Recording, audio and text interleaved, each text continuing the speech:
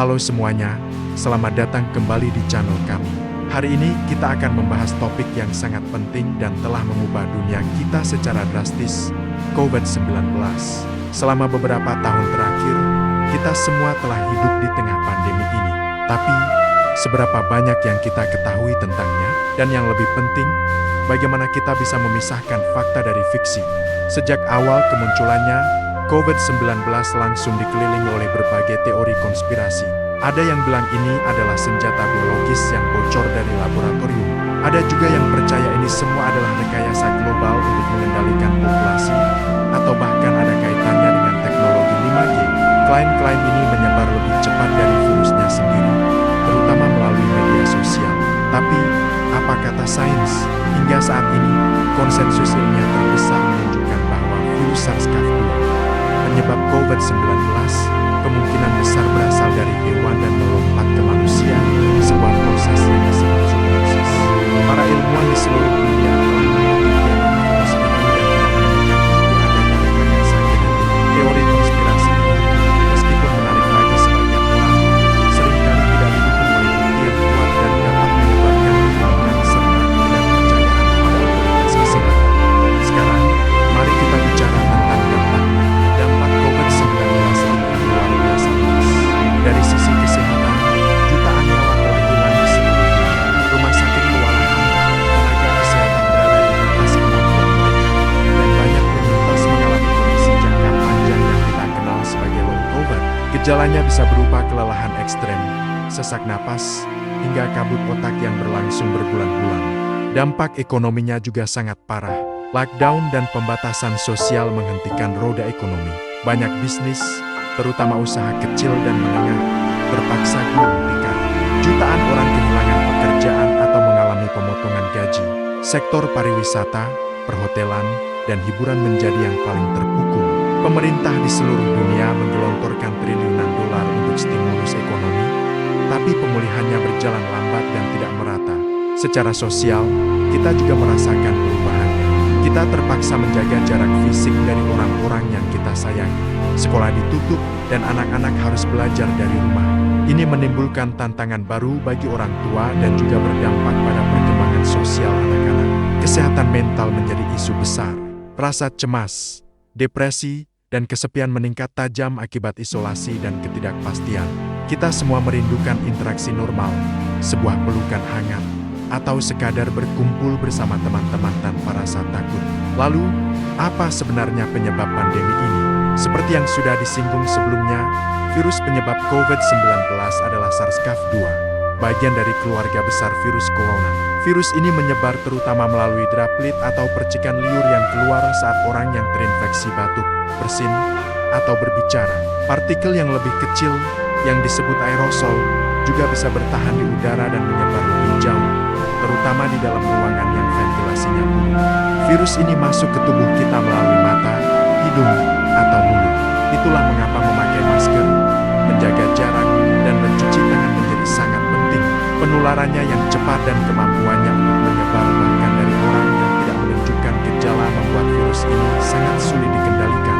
Menghadapi tantangan sebesar ini, apa solusinya? Solusinya bersifat multilapis.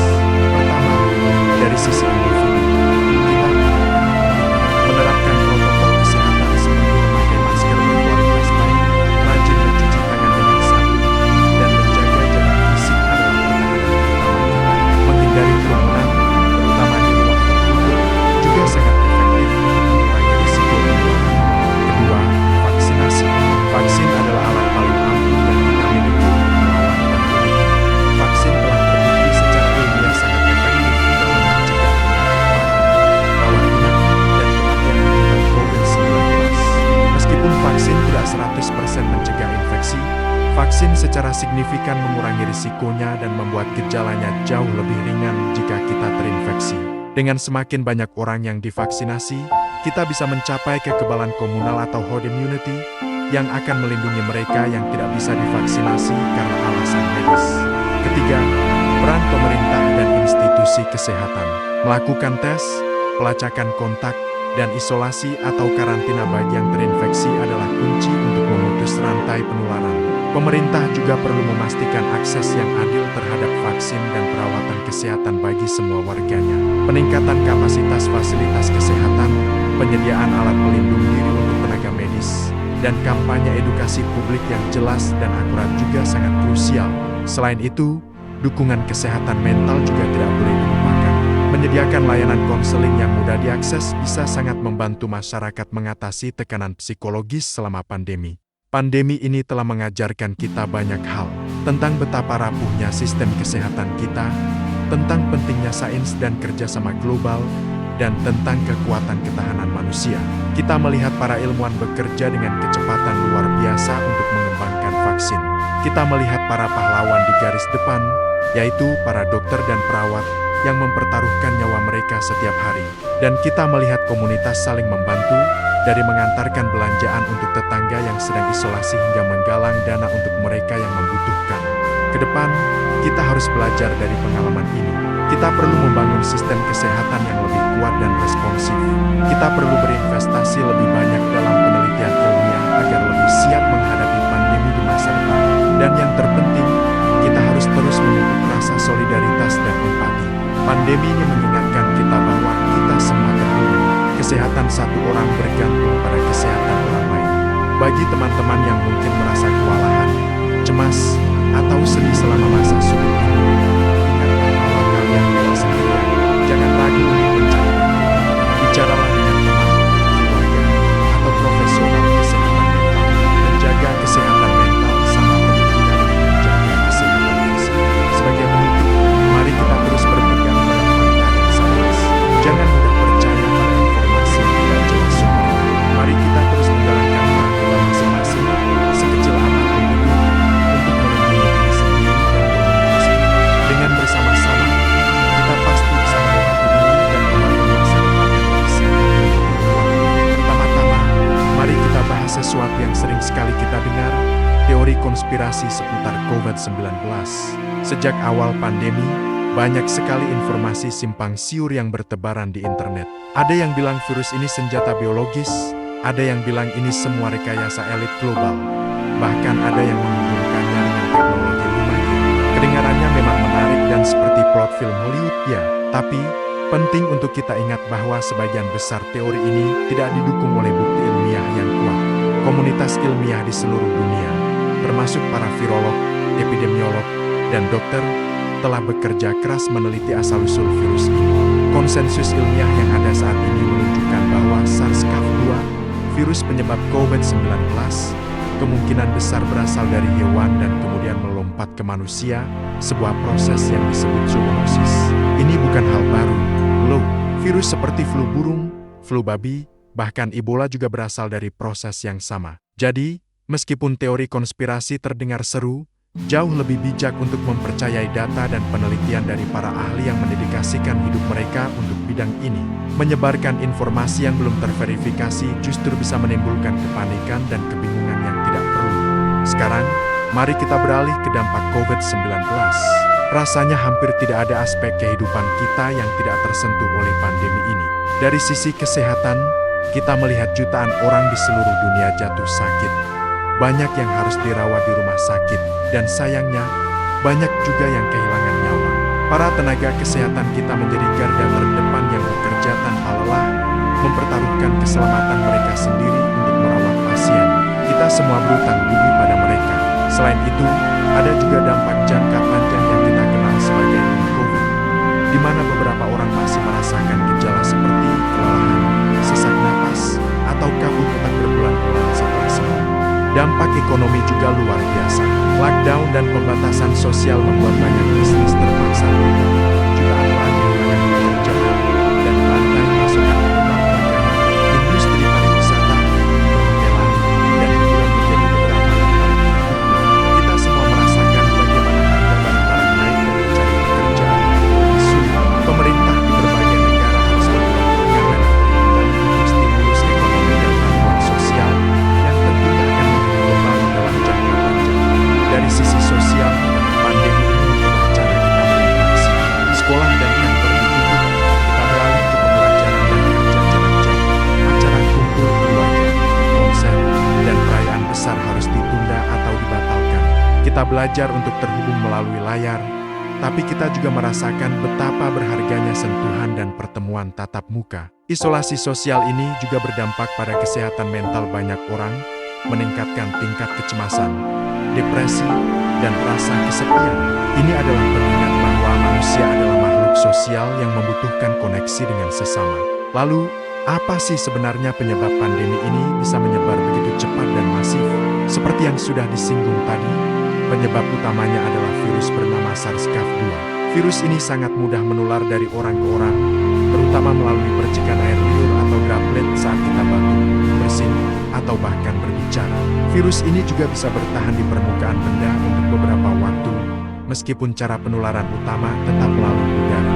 Salah satu faktor yang membuat penyebarannya begitu cepat adalah karena banyak orang yang terinfeksi tidak menunjukkan gejala sama sekali, atau hanya gejala ringan. Mereka ini disebut sebagai orang tanpa gejala atau OTG. Tanpa sadar, mereka bisa menularkan virus ke orang lain di sekitar mereka, termasuk kelompok rentan seperti lansia atau orang dengan penyakit bawaan. Inilah yang membuat pelacakan kontak menjadi sangat sulit dan mengapa virus ini bisa menyebar secara diam-diam di tengah komunitas. Globalisasi dan mobilitas manusia yang tinggi juga memainkan peran besar.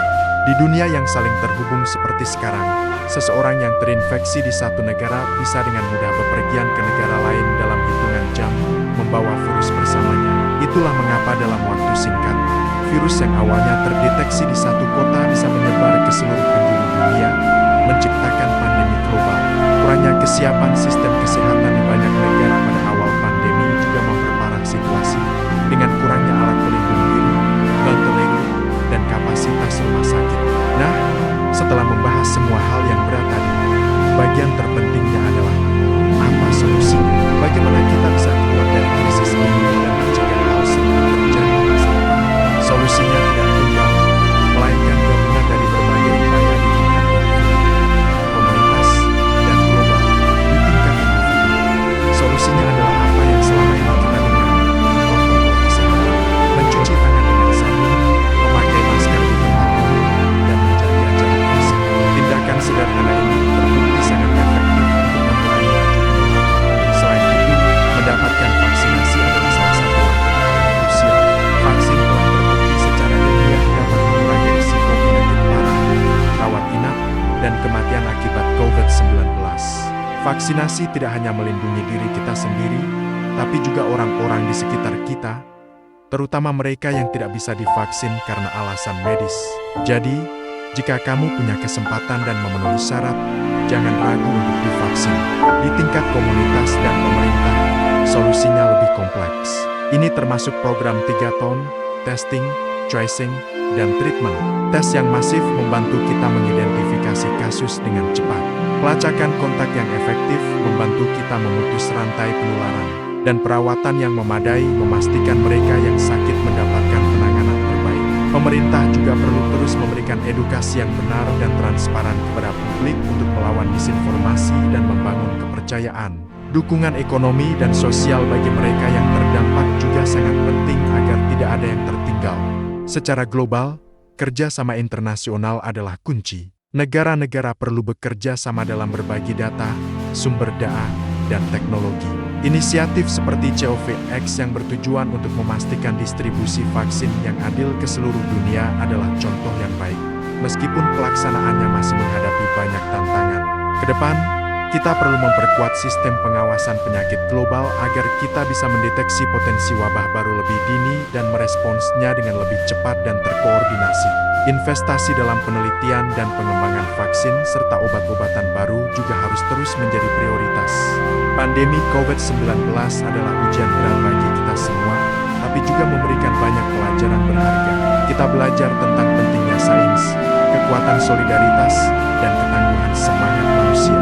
Kita melihat bagaimana komunitas bisa bersatu untuk saling membantu, bagaimana para inovator menciptakan solusi dengan cepat, dan bagaimana kita semua bisa beradaptasi dengan perubahan yang drastis. Masa depan mungkin masih penuh ketidakpastian, tapi dengan terus menerapkan protokol kesehatan, mendukung program vaksinasi, melawan hoaks dengan informasi yang benar, dan saling menjaga satu sama lain, kita bisa melewati ini bersama. Mari kita jadikan pengalaman ini sebagai momentum untuk membangun dunia yang lebih sehat, lebih adil, dan lebih siap menghadapi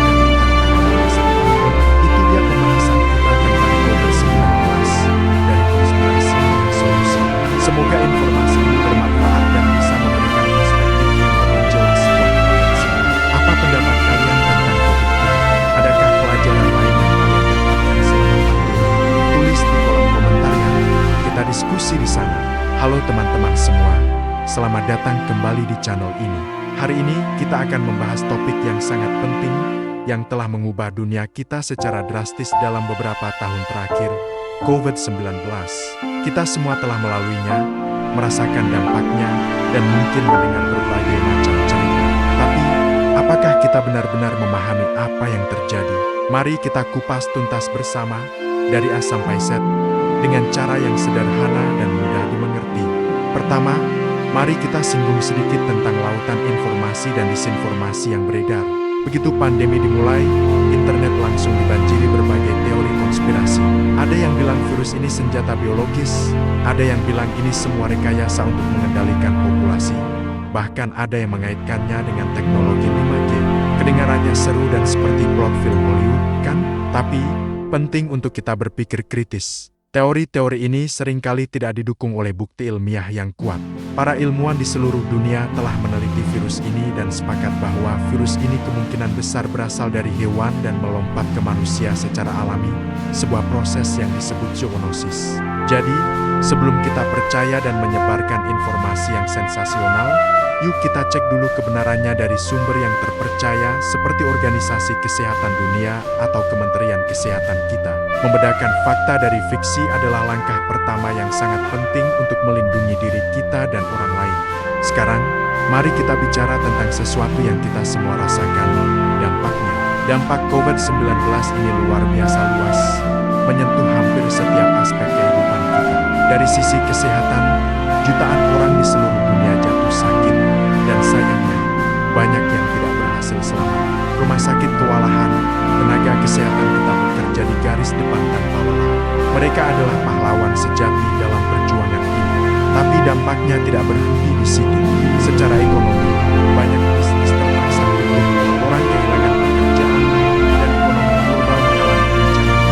Kita semua merasakan pembatasan sosial, kan?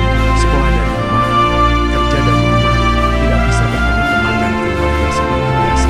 Ini semua berdampak besar pada kesehatan mental. Merasa kesepian, cemas, dan stres menjadi hal yang sangat umum. Anak-anak dan remaja juga kehilangan momen-momen penting dalam kehidupan sosial. Jadi, pandemi ini bukan hanya krisis kesehatan, tapi juga krisis ekonomi dan sosial. Lalu, apa sebenarnya penyebab semua ini? Penyebab utamanya adalah virus yang disebut SARS-CoV-2. Virus ini sangat mudah menular dari satu orang ke orang lain, terutama melalui percikan air liur saat kita batuk, bersin, atau bahkan saat berbicara. Itulah mengapa masker menjadi sangat penting. Virus ini menyerang sistem pernapasan kita. Pada beberapa orang, gejalanya ringan seperti flu biasa, demam, batuk, dan kelelahan. Tapi pada yang lain, terutama lansia atau mereka yang memiliki penyakit bawaan, virus ini bisa menyebabkan pneumonia parah, gagal napas, dan komplikasi serius lainnya. Penyebaran yang cepat ini diperparah oleh mobilitas global kita. Di dunia yang saling terhubung, virus bisa menyebar dari satu benua ke benua lain hanya dalam hitungan jam. Kurangnya kesadaran awal dan respons yang terkadang lambat di beberapa tempat juga berkontribusi pada penyebaran yang masif ini. Memahami cara penularannya adalah kunci untuk memutus rantai infeksinya. Setelah membahas masalahnya, tentu kita harus bicara solusinya. Apa yang bisa kita lakukan? Solusinya adalah kombinasi dari upaya individu dan kolektif. Dari sisi individu, protokol kesehatan adalah senjata utama kita. Ingat 3M, memakai masker, mencuci tangan dengan sabun, dan menjaga jarak. Tindakan sederhana ini terbukti sangat efektif untuk mengurangi penularan. Selain itu, menjaga daya tahan tubuh dengan makan makanan bergizi, olahraga teratur, dan istirahat yang cukup juga sangat penting. Dari sisi kolektif dan ilmiah, pengembangan vaksin adalah terobosan terbesar. Vaksin bekerja dengan cara melatih sistem kekebalan tubuh kita untuk mengenali dan melawan virus tanpa harus sakit terlebih dahulu. Berkat kerja keras para ilmuwan, kita memiliki beberapa jenis vaksin yang efektif dan aman. Vaksinasi massal adalah jalan tercepat kita menuju kekebalan kelompok atau herd immunity, di mana cukup banyak orang dalam populasi yang kebal sehingga virus sulit menyebar. Selain vaksin, pengujian atau testing yang masif dan pelacakan kontak atau tracing juga krusial untuk mengidentifikasi kasus dengan cepat dan mengisolasi mereka agar tidak menyebar. Pemerintah juga berperan penting dalam memberikan dukungan ekonomi dan sosial bagi mereka yang terdampak.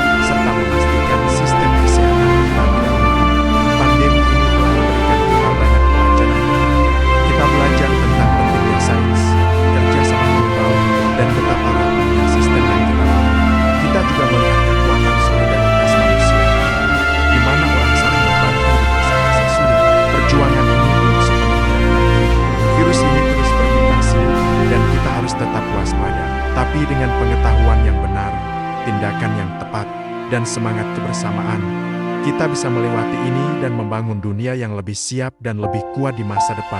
Kita semua punya peran dalam hal ini. Jangan lupa, jika kamu merasa cemas, stres, atau kewalahan menghadapi situasi ini, jangan ragu untuk mencari bantuan. Berbicara dengan teman, keluarga, atau profesional kesehatan mental bisa sangat membantu. Kamu tidak sendirian dalam hal ini. Terima kasih banyak sudah menyimak video ini sampai akhir. Semoga informasi yang saya bagikan bisa bermanfaat dan memberikan pencerahan. Jangan lupa untuk like, komen, dan subscribe agar kamu tidak ketinggalan konten-konten menarik lainnya dari kami. Mari kita terus saling menjaga dan tetap optimis. Sampai jumpa di video berikutnya.